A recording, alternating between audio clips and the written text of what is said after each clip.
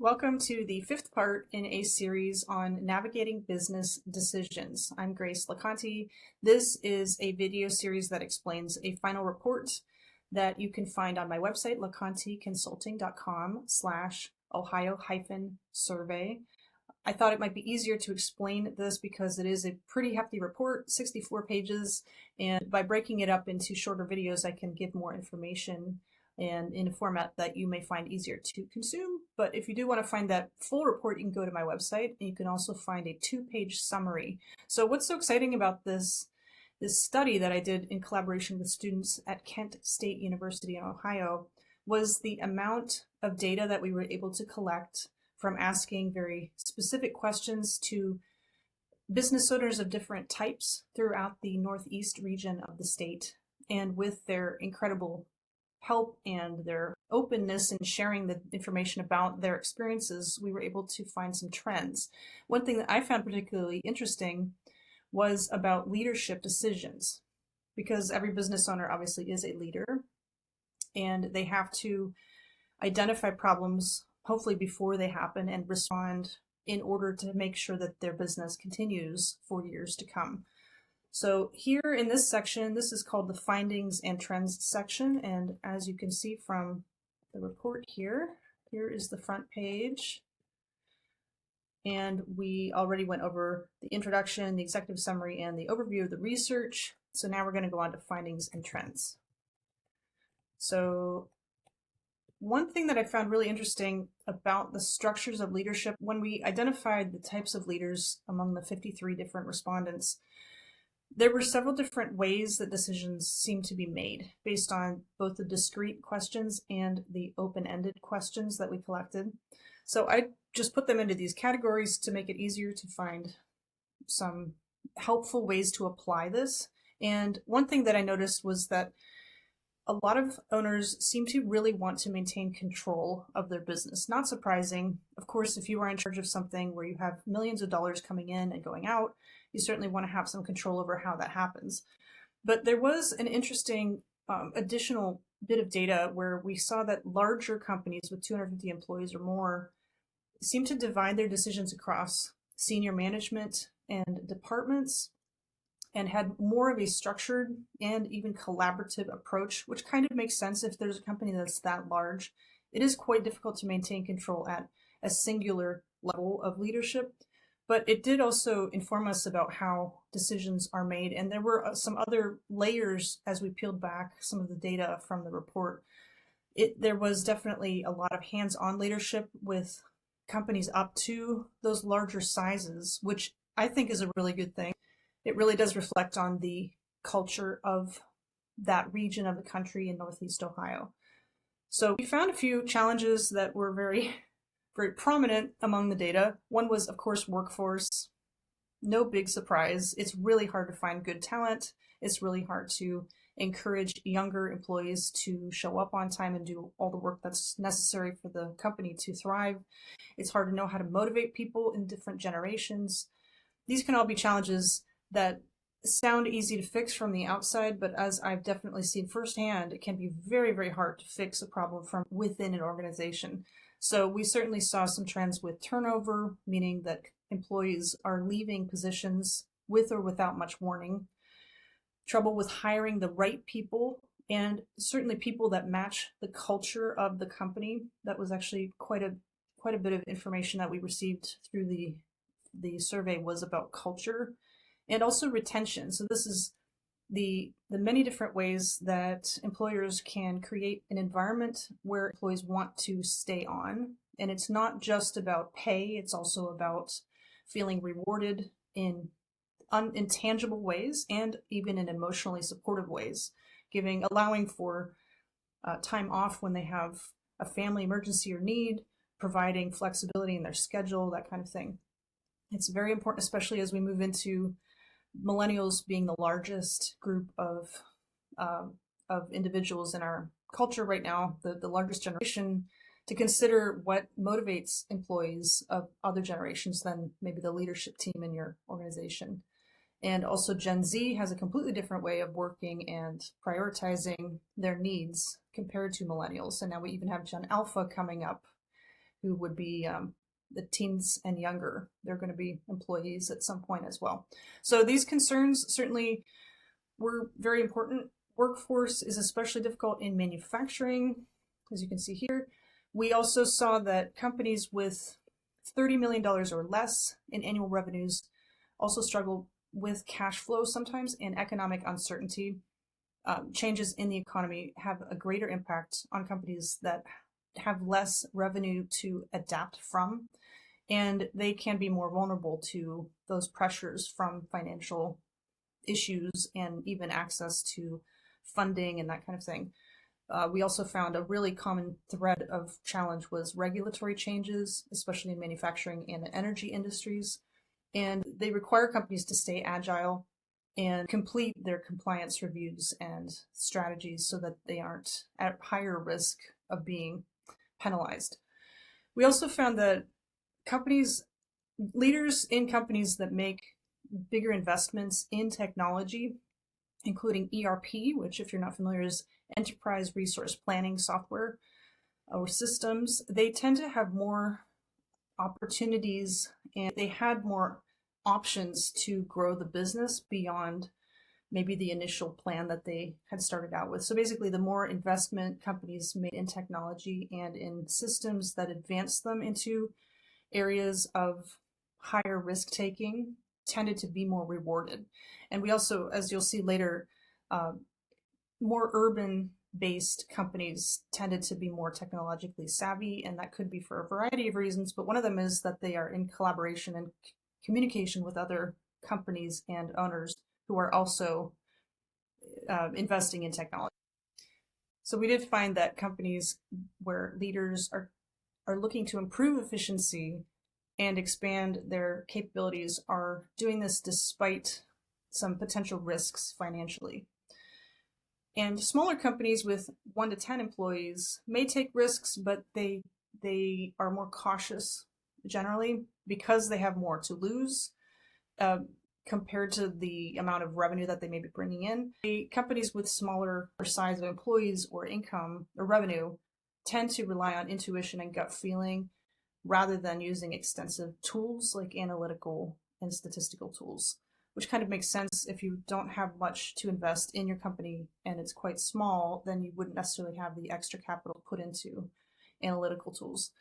But just something that we found really interesting. And then finally, kind of makes sense, but larger companies tend to have a more structured process to make decisions using very hefty tools like financial forecasting software. But we also found that the SWOT analysis was used primarily by individuals in companies with $10 million or more, and not so much with companies with less than $10 million in revenue. It was an option, but it seemed like it was more heavily relied on. You can go to my website and find some really in-depth explanations about the SWOT analysis, that stands for strengths, weaknesses, opportunities, and threats. I find it a really useful tool that many people may not be aware of, especially in the ways that you can get really thorough information about your business when you ask specific questions. So it may seem like a very simple or simplistic tool, but it actually is much more comprehensive and in-depth if you know how to go deeper into that tool. So I explain all of that for free on my website, LaConteConsulting.com. And again, really good tool no matter what the size of the company. So we found that business owners and leaders tend to make decisions using balanced and data-driven strategies, and it is important to continue to use those strategies with your instinct, but also with data. So which decision styles did we notice? Well, there were 6 that came up in this study based on kind of the overall feel of how the respondents answered the question about what they use to make decisions. So one of them, and the most common one, was gut feeling and intuition. And that's why we talked about the 64% of all respondents said that they tend to make decisions with gut feeling and intuition. It's not the only one that they used, but it is very, very common. So this could be based on personal experiences, an instinct, or like something that you just know has worked in the past, so you want to try it again, or making a judgment call based on something that's a very you need to make a quick decision and not necessarily take the time to look at other data.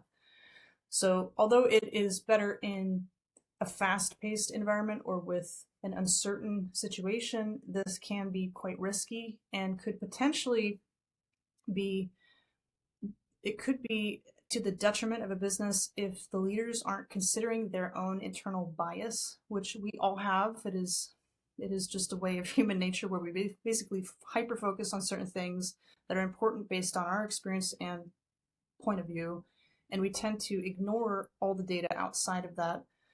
So it is extremely helpful to bring in other voices, maybe even differing opinions, and I call them devil's advocates. So people who may totally disagree, but have good reasons to bring that information to the group that's making the decisions. It's so helpful to have a variety of data and information coming in so that you can choose based on wider than just your own point of view. So intuition was the most common style of decisions that was used by respondents. Second of all was data-driven decision making. So this would be with business analytics, with the SWOT analysis, as I mentioned. And you can find that on my website. The risk assessment tools. And we didn't ask respondents to specify which of these tools, but there are a variety you can find online for free, and definitely some that you can also invest in. And financial forecasting software. So this would be software that can predict how your business will continue to do as things change in the market, or with a variety of other factors that you can build into that. So this is very reliant on quantitative, very easily measured data and structured methodologies that can help you to make these decisions. It's objective, which means it doesn't take emotion into the equation. It doesn't take your personal, maybe, bias or perspective, and it can minimize those biases by focusing on measurable outcomes and predictive analytics. And this is, I think it's a good thing to have a combination of those two, which we'll talk about in a second. So consultative decision making, we found that industry reports, which 38% of respondents really like looking at what other people in their industry are doing and how other leaders are making decisions. And then consultants, including EOS, Scalerator, those are two that were mentioned. 36% of respondents do use consultants' input when they make decisions. So this is a way of seeking advice and insights from people who might know more than you in order to provide a fresh perspective and knowledge that you may not have within your business. So this can help to validate decisions that you might already be making, and to understand the issues that are quite complex beyond maybe the scope of what you're used to seeing. One thing that I really enjoy doing with business owners is not only reflecting back to them what they are saying and bringing in outside points of view, but also reflecting back what is already internal in their business that may not be amplified to the point where the leadership team is able to hear about it. And I mentioned this in a previous video. I believe that foundational staff are quite important to understanding the points of view that may be missed or opportunities that could be lost without listening to what other employees and lower level managers are seeing within your company. So consultative is used by 38% for industry reports, 36%. So these aren't added up. These are just individual answers that a variety of people gave on what they use to make decisions.